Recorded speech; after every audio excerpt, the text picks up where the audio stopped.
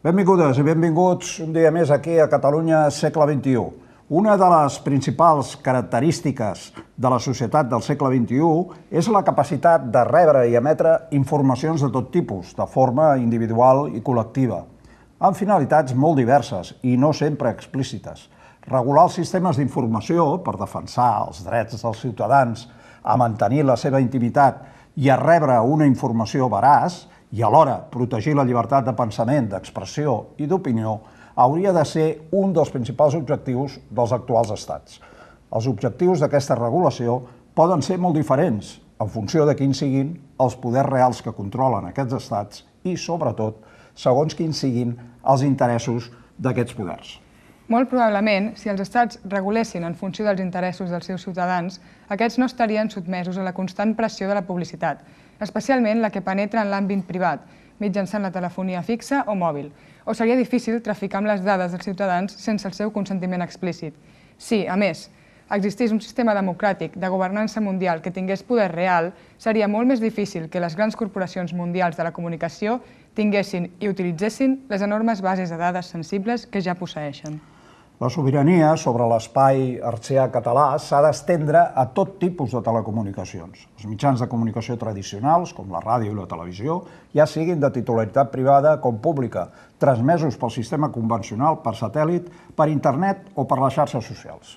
A Catalunya hem d'avançar amb fermesa cap a un desenvolupament cultural i una comunicació de qualitat.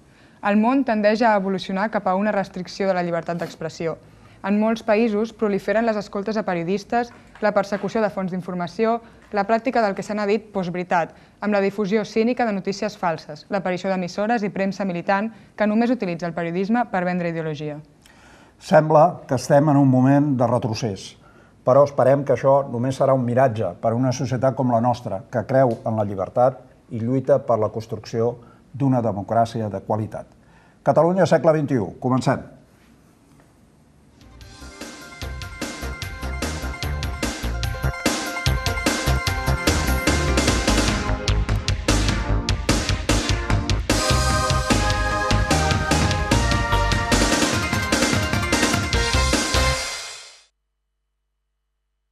Catalunya segle XXI. Avui parlem, ja ho heu pogut veure amb la introducció, de mitjans de comunicació i sobretot dels mitjans de comunicació que necessitem a Catalunya en el segle XXI. Per això tenim uns convidats que tot seguit la Maria ens presenta. Doncs sí, tenim el Pere Oriol Costa, que és catedràtic emèrit de Comunicació Política a la Universitat Autònoma de Barcelona i també és coordinador de l'àrea Una societat cohesionada del Congrés Participatiu Catalunya i Futur. Tenim a l'Anna Salvans, que és periodista i redactora, i tenim a la Laura Bernis, que és periodista i escriptora. Va rebre el Premi Funde a l'emprenedora més jove i un dels premis als 10 joves més destacats de Catalunya. Com a escriptora, ha publicat, entre d'altres, els llibres de les històries de la Vepra. Molt bé, doncs comencem. Llançarem una primera pregunta, que és aquella que ja podríem allargar-nos segurament tot el programa, però que és com valoraríeu ara, en aquests moments, la situació actual dels mitjans de comunicació, tant a Catalunya com a Espanya, i si hi ha alguna particularitat respecte al funcionament global d'aquest sistema de mitjans. Qui comença? El Pere Oriol Costa, que és el que té més experiència en el camp.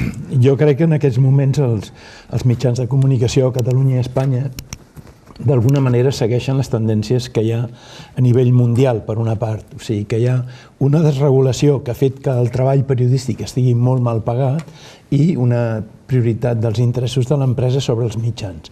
Però a part d'això, en el cas de l'estat espanyol, sobretot la premsa de Madrid respon molt a això, respon al model que el Mancini senyala que estan molt tocats pels partits polítics. És a dir, en aquests moments, la premsa de Madrid, de manera escandalosa, està tocada pels partits polítics que estan d'acord amb les empreses de l'IBEX, que estan d'acord amb el govern del PP. A Catalunya aquest model no es dona tant, encara que també trobaríem empreses darrere dels mitjans de comunicació. Per tant, el problema és que estan al servei d'ideologies prèvies i estan utilitzant la veritat com a instrument polític, sobretot la premsa espanyola. A Catalunya tenim més pluralitat. Voleu afegir alguna cosa? Bueno, més que res també jo crec que ha influït molt el món de les xarxes socials en l'actualitat. Vull dir, també que crec que el periodisme ha de defensar, sobretot ara, que té més credibilitat que el que puguin dir tuits o el que sigui que es troba a la xarxa. O sigui, jo crec que també és un moment en què ens hem de fer notar i que hem de reivindicar una mica que qui interpreta la informació i aquest procés de trobar les fonts fiables, de saber qui parla i tot, és una funció nostra i que no sempre tot s'hi val. I segurament els mitjans de comunicació, en el cas català, han sigut un eix vertebrador i de cohesió de la societat. L'exemple és que ara els atacs que venen de part de Madrid o intentar, quin és el pròxim objectiu, anar contra els mitjans públics, que fan un servei públic, que hi ha tota aquesta consciència que la gent s'ho sent seu, i segurament és aquesta la diferència, la part aquesta més privatitzada en l'estructura de l'estat espanyol, i potser aquí hi ha hagut un impuls més de fer un periodisme de qualitat, servei públic, Penso que aquest és un objectiu prioritari en aquests moments de Catalunya, que és salvar, blindar-la de les amenaces que venen des del govern de Madrid i buscar un sistema de finançament que la potenciï, diguem, això per un costat. Ara, per lo que deies tu, aquest tema també és brutal. Hi ha una cosa molt positiva, que és que moltíssima gent ara pot fer d'emissor. Abans els emissors eren els emissors i els receptors, i cada un tenia el seu paper. Amb les xarxes és moltíssima gent la que pot començar a parlar i dir la seva. Ara bé, té aquest problema que l'hem d'estudiar molt a fons, perquè aquesta part positiva també en té una de negativa, que amb impunitat o amb irresponsabilitat es fan servir les xarxes socials per passar, diguem, material, diguem, no desitjable. Precisament en aquest escenari en què les xarxes socials tenen tanta importància, quin seria el rol que haurien d'assumir els mitjans de comunicació més clàssics? Quin espai troben en l'escenari actual? Jo crec que al principi també va suposar un avantatge el fet de que qualsevol usuari, qualsevol oient o espectador pogués interactuar amb el mitjà, doncs suposa aquest feedback directe que et poden dir la seva, poden opinar i tens més això que t'estan escoltant i saps el que opina la teva audiència. Clar, després, per altra banda, hi ha aquest tema que pels periodistes també anava bé, com a font, de dir, mira, doncs si passa alguna cosa, abans arribarà un tuit d'algun testimoni que no caldrà que ens truquen el que sigui. Què passa? Que ara això se'ns ha girat com una mica en contra, i molta gent ja no va al mitjà, sinó que directament va a la font. I és una mica el que apuntaves tu, que jo el que crec que hauríem de fer ara és defensar això, aquesta credibilitat i el paper de, sí, ens hem de modernitzar, però tenim en compte també que som importants i que som necessaris. Jo penso que això, la diferència entre el comunicador espontani i un mitjà serà que garantitzi el ser d'aquest mitjà, d'aquest diari, d'aquesta empresa, garantitzi que el que es diu no és una fake, com diuen ara, una mentida, sinó que és veritat. I aquí hi haurà la diferència entre un tipus d'informació i un altre, de la gran quantitat d'informació que circula per la xarxa. Totalment, és a dir, jo crec que els mitjans com els coneixem avui en dia, crec que segurament es transformaran de manera radical, que ara segurament encara no ho entenem, o estem en transformació per justament aquesta introducció de les xarxes socials, de tots aquests emissors, i molts mitjans actuals segurament no existiran d'aquí 5-10 anys, si anem cap a fer la mirada llarga. I és això, si el periodisme o els mitjans han de perviure és en qüestió de rigorositat, de credibilitat i de donar-te aquesta seguretat i pluralitat, que tothom s'hi pugui veure. En el món actual hi ha empreses de comunicació, mitjans de comunicació, que els propietaris són grans corporacions. Per exemple, hi ha els diaris francesos Le Figaro i Le Monde, que, si no estic equivocat, els propietaris són fabricants d'armes. En el cas de Le Figaro, majoritari. I en el cas de Le Monde, un 20%. Quina repercussió té això? Perquè és clar que siguis propietari d'un gran diari, com pot ser Le Figaro o Le Monde, però en canvi la teva activitat sigui, per exemple, fabricar armes, com... Jo ho considero greu. Ho considero greu. Per això, el que passa és que segurament l'únic que pots fer amb això és formar la gent al consum de mitjans. Jo penso que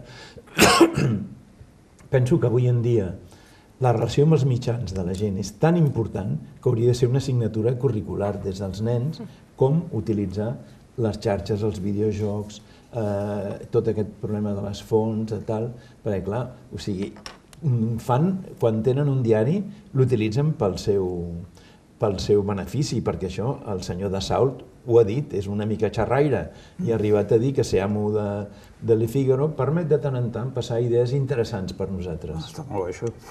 Sí, per vendre helicòpters d'atac. Està molt bé, està molt bé. Aleshores, lligat a això que apuntaves tu, trobeu que hi ha un desconeixement en la societat sobre el nivell d'influència que poden arribar a tenir els mitjans? Aquesta idea d'incloure-ho al pla docent o fer algun tipus de formació, com es desenvoluparia això? Bueno, jo crec que l'educació mediàtica cada cop és més necessària i ja no només en ESO, batxillerat, sinó començar als nens més petits, com apuntaves. I de fet, jo ara mateix estic treballant en una empresa que es diu Nuxu i el que fem és això, és com el nostre petit gra de sorra a ajudar les escoles en aquesta educació mediàtica, a posar l'actualitat internacional també en el currículum, no? I que els ciutadans, al final, aquests, els nens seran els ciutadans del futur i el que volem és que siguin crítics, que sàpiguin quan és una font fiable, quan se'ls està prenent el pèl, perquè si no, si ja pugen només amb les xarxes socials o ells més pensen que allò és la veritat i no hi ha res més, clar, no, no? Llavors, una mica jo crec que és totalment educació, posar-ho en el currículum, però ja de ben petitets. Si tu quan veus que ve una pel·lícula així una mica cruenta, jo un cop m'hi vaig trobar amb una filla que ara té 30 i escaig d'anys, anar al cine i dic, ostres, he anat a veure Superman, potser és una mica agosarat haver-la portat aquí. I li vaig dir, escolta, si veus que surt con sang, no és sang, és tomàquet, li vaig dir, o tinta vermella. Però tomàquet normalment li vaig dir, perquè jo vaig veure que començava la pel·lícula i efectivament va avançant la pel·lícula, hi ha algun disparo, un tio, i la nena que tenia 3 anys diu, papa, tomàquet, Jo crec que és aquesta la feina, que conèixer el procés en què es fabriquen les notícies, o les pel·lícules, o els videojocs, fa molt més preparada, molt més forta la gent per entendre el que els estan dient. Hi ha molts més mitjans que pensen més en el benefici econòmic que no pas tant en la informació objectiva i en la part cultural que té també el mitjà de comunicació. Priva, diguem-ne, el tema aquest econòmic sobre la resta? En els grans mitjans, evidentment. O sigui, en aquests moments, 6 o 7 corporacions mundials s'emporten el 80 i escaig% de la publicitat mundial. Per tant, tot el que més són escorreries, diguem, I, a més, tenen moltíssima... La desregulació neoliberal permet que les empreses fotin el que els dona la gana en les redaccions i els periodistes bastant poc tenen a dir. Segurament l'auge de Facebook, no? Ho hem vist en la campanya de Trump, amb les fake news, amb el fet que molts joves i els nens i les noves generacions senzillament s'informen per aquest tipus de canal. Vull dir que ja ni tan sols van a aquesta premsa no tradicional o que tens una plantilla de periodistes, no? És a dir, que també la informació, la manera com es consumeix, la manera com es fa, jo crec que estem realment en un procés de canvi que cal que això, que l'estudiem bé, que sapiguem també resituar quina és la funció del periodista i crec que això, de generar aquesta capacitat crítica del que estàveu comentant, i sàpigues que ara t'estan intentant, o sàpigues que això ve o que crear una mica el marc. Un exercici molt fàcil en l'actualitat és llegir, enterar-se'n, seguir el procés català i tot el que està passant a través de diaris digitals. Per exemple, el Nacional, el Nació Digital, el Món, VilaWeb, Llavors, tu veus el que saben els altres diaris i no diuen. Ells, perquè tots ho saben el que diuen aquests diaris digitals que han estat importantíssims per informar la gent en aquests moments tan delicats. Però tot el que ells diuen els altres ho saben i no ho diuen. I ells, com que no tenen crèdits o tants crèdits o no tenen tantes hipoteques i tenen ganes de fer, són productes, són mitjans més frescos, amb ganes de ser un periodisme tradicional, i és curiós que això es faci a la xarxa i no en paper, però diuen molt més la veritat, informen molt més que els altres diaris. El futur potser estaria en la premsa digital, més que en la premsa de paper? Bueno... Ja sé que no tenim bola de vidre, però... Sembla que està tirant cap aquí, la tendència que el paper cada cop està caient més. No és que n'estigui partidàriament molt a favor, tampoc, vull dir, jo soc gran defensora del paper i sent escriptora també molt de tocar el llibre i així, no?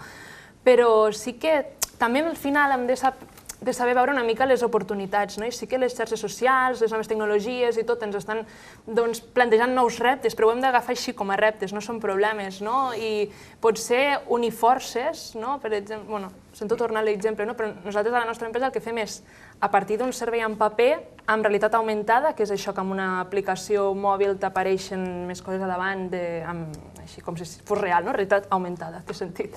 Doncs unir forces i dir, la tecnologia ens ofereix això, sí, però unim amb el paper tradicional i potser en traiem més, no? O sigui, també al final és forces amb l'educació, forces amb la tecnologia, amb tot, crec jo. És que jo crec que al capdavall això, no?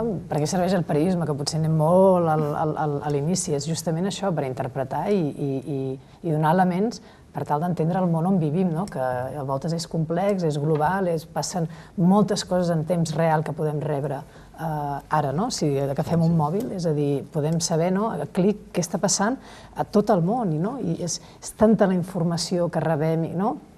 Que crec que l'hem de saber digerir o tenir aquestes plataformes o la funció del periodisme crec que cada vegada es torna més urgent i més necessària, no? I fent una perspectiva de futur, amb Daniel, tu preguntaves, jo penso que malauradament la premsa de paper ja fa molts anys que cada cop és menor el seu volum, diguem, de... També per un tema de costos. Exacte. Hi ha molts factors que fa que i un és el de costos. Per tant, algú diu que ja li ha tocat l'hora d'acabar-se. Jo crec que no, però es resituarà amb uns marges. I poden haver-hi també coses d'anar i vindre. Per exemple, ara quan parlaves tu, pensava que amb els e-riders, tu que has dit que eres escritora, no? Allò de llegir llibres per la tablet, jo penso que hi ha hagut un retrocés ja. Semblava que desapareixeria el llibre en aquests últims anys, començaves a veure gent al metro que llegia... Ara no en veus cap. O sigui que hi haurà anades i tornades, però en general sí que el virtual farà que la premsa escrita es resituï molt marginalment, potser, no sé si premsa de prestigi, no ho sé, però serà marginal, en quant a número. Més de reportatge, no? Potser més de coses més... Potser més d'explicació que d'informació. Després també hi ha la potència de l'audiovisual, no? Que no és només el paper el que estan en ara un procés d'actualització, sinó que també la televisió i la ràdio han de veure com poden unir forces també amb internet o si hem de canviar d'alguna manera els continguts. I la immediatesa també, perquè esclar, vull dir, un diari digital, en el cas d'un diari digital, pots tenir, de fet la tens, la notícia immediata. La notícia immediata, en canvi, el de paper, evidentment. Així és com la ràdio... Si fas un directe en Facebook o amb el que sigui, ja ho tens. Així és com durant molts anys la ràdio ha resistit a la televisió. Vull dir, hi ha un moment increïble de la ràdio, en el cas de l'estat espanyol, va ser el 23F. Vull dir que la televisió encara no estava... Sí, en canvi semblava que la televisió havia d'acabar amb la ràdio. Sí, no va acabar.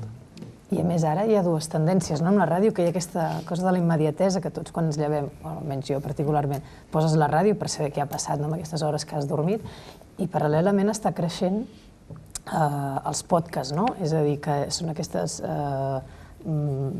programes que es fan superespecialitzats i que tu escoltes quan vols, i vull dir que la ràdio o la veu crec que cada vegada també hi ha com una demanda, no? Necessitem com que algú ens expliqui les coses, no? I és una cosa, una tendència. Això ha passat amb el desenvolupament de la història dels mitjans, ha passat que semblava que el mitjà que apareixia nou mataria l'altre, i no l'ha matat. S'han anat complementant, han coexistit, s'han anat complementant, han utilitzat públics diferents, com els que ara fan ràdio a través de podcast, que també és molt innovador, i han anat cap a mort, diguem, no?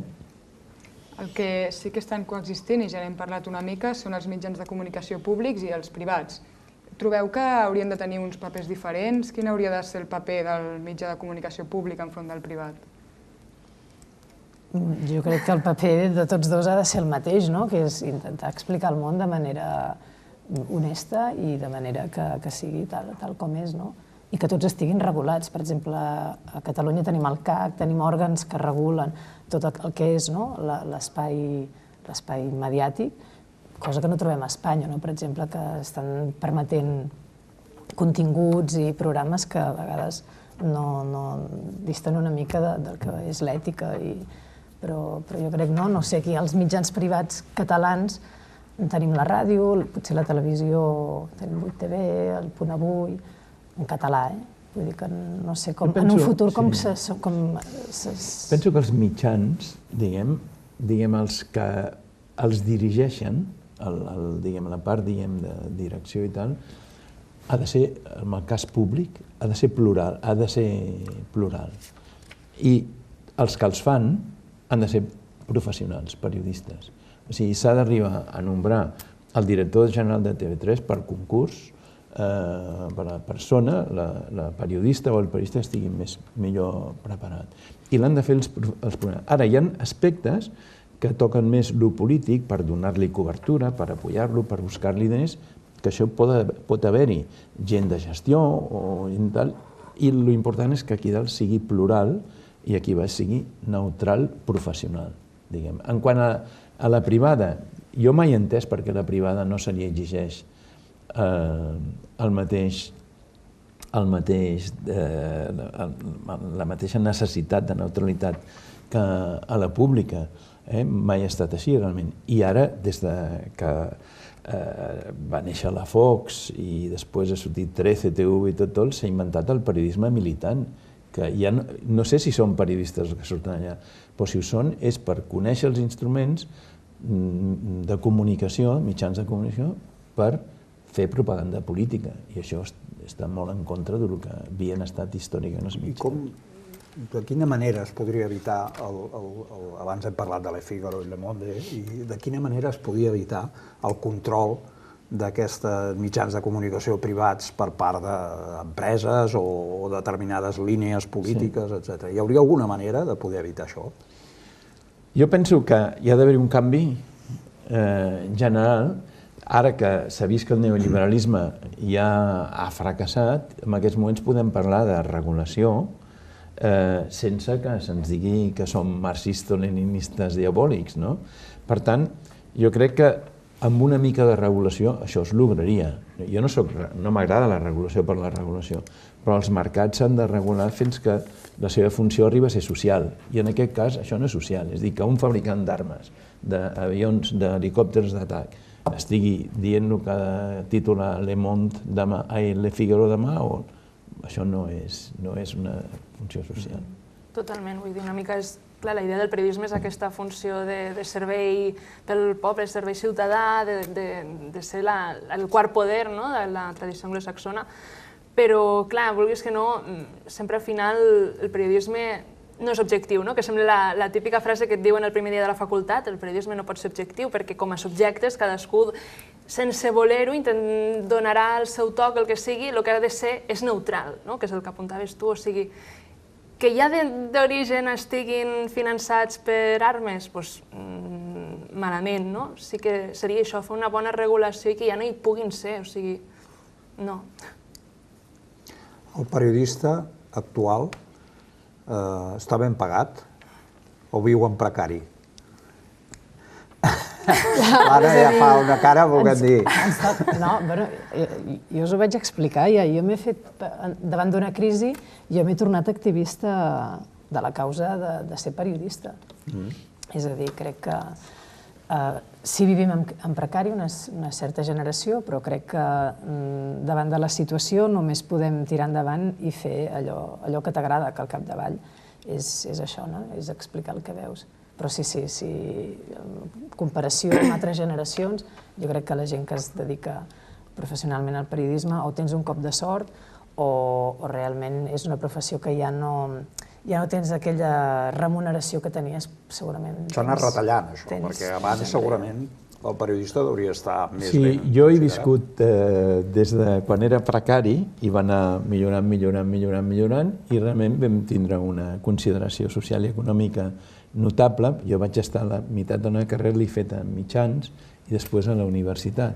I després a la universitat també. Actualment això està, vull dir, absolutament de davallada. Però llavors és molt greu, desregular el periodisme el que fa és que paga malament als periodistes i a les periodistes i al fer això els hi treu la seva presència i la seva força a dintre de la redacció, amb la qual els continguts se'n ressenten. I en aquest moment s'ha de dir que els continguts dels mitjans són els que vol l'empresa, sobretot els mitjans importants, perquè els periodistes no estan organitzats, el que parla se'l pot despedir i se'l pot reemplaçar en molt pocs minuts, hi ha un 50% de llicenciats aturats, etc. I s'ha creat una gran situació de precarietat que fa que en els mitjans, en els continguts, es noti de manera, jo diria que escandalosa, la falta de pes dels professionals. Sobretot jo crec que la meva generació és la que ara mateix també estem patint més els efectes de tot això, vull dir, perquè jo no em puc queixar, en el meu cas estic treballant de tema periodístic quan tinc molts amics que no poden ni ser becaris, que també som la generació dels eterns becaris que no saps quan deixaràs de ser becari. Llavors, és trist perquè fins i tot també quan vaig estar fent les pràctiques a TV3 era tan fàcil reconèixer qui era becari i qui era treballador, perquè que s'acaba l'edat als 30 i els de 20 ja érem tots becaris. Tots érem situació precària. La situació de la dona en aquest món dels mitjans de comunicació reprodueix, diguem-ne, la mateixa situació de la dona d'altres professions i d'altres espais? Home, jo crec que és en tots els sectors. És el mateix que qualsevol altre sector? És bastant similar, vull dir, ja partint d'una base de tal com és la societat, a tots els àmbits, sigui la cultura, sigui el periodisme, sigui la política, sigui tot, tot està a dalt de tot sempre hi ha homes, i te n'adones que, per exemple, des del meu cas, a la facultat som un munt de noies que hem estudiat periodisme, vull dir, un munt que potser teníem 10 nois només a classe. Però clar, després comences a mirar i, bueno, qui són els directors dels diaris, de les teles, Però, per sort, jo crec que les coses estan canviant, espero, la veritat, i que moviments com els que hem tingut aquesta setmana del Dia de la Dona i tot, doncs, demostren que, a veure, tenim veu i si volem la podem fer notar. Jo penso que està canviant per millorar. Si mirem la història del periodisme barceloní, als anys 38-40 només hi havia una dona en els mitjans, en els diaris, que era la María Luz Morales, que va arribar directora de La Vanguardia. Déu-n'hi-do, en aquells temps. Era l'única. I després... Temps difícils, no? És a dir, quan van mal dades, és a dir... Va donar ella la cara. Llavors, en els anys 60 i pico, gairebé arribant als 70, el Teleexpress, on jo era subdirector d'aquest diari, que en aquell moment semblava que feia oposició, vam fitxar a la Montserrat Nebot. Jo crec que si no va ser la primera, va ser de les 3 o les 4 primeres redactores que van entrar en plantilla.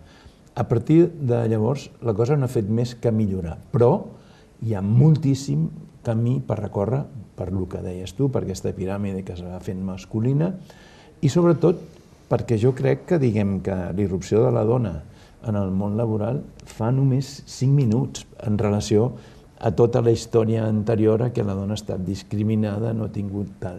Però jo penso que s'hauria d'accelerar, però que el camí és bo, diguem, però cal accelerar-ho.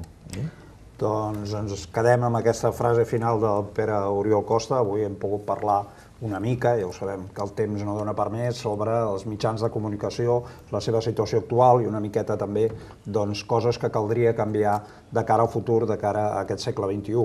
Si voleu saber més, la Maria ens recorda ràpidament com ho hem de fer. Sí, si voleu seguir els actes del Congrés, les informacions i també participar-hi, podeu entrar al web futurcat.cat. Doncs res més, moltes gràcies als nostres convidats i convidades i nosaltres us diem adeu fins al proper programa. Recordeu que el futur depèn sempre del que facis avui. Fins la setmana que ve, Catalunya segle XXI.